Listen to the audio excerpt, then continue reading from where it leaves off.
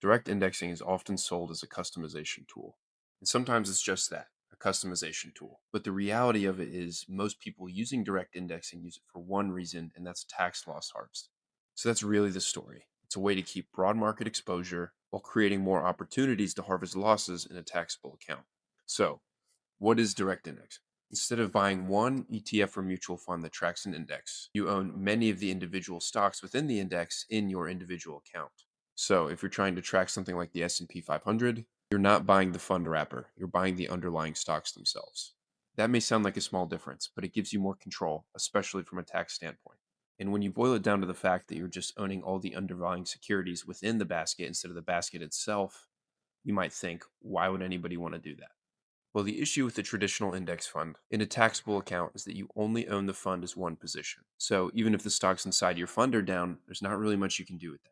If the fund itself is up overall, those individual losses are trapped within the fund. That matters because even in a year when the market is positive, there are often plenty of individual stocks that are down.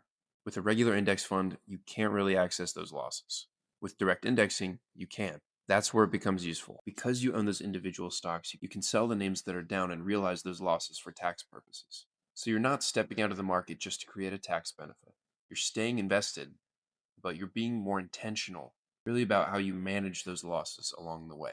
Those harvested losses can be used to offset gains elsewhere. And if somebody has capital gains from another investment, say a business sale, rebalancing, or something similar, it can be super valuable. That's why it's best probably not to consider direct indexing as a completely different investment strategy, but kind of a tax management tool using an index based approach.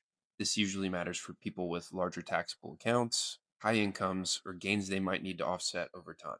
For somebody investing only in retirement accounts is a lot more limited, but in the right taxable account, it's a very useful planning tool. So if I had to boil it down, direct indexing gives you a way to own the market in a tax-aware format. And while some people do use it for customization or to express their own personal preference, the real value is in tax loss harvesting.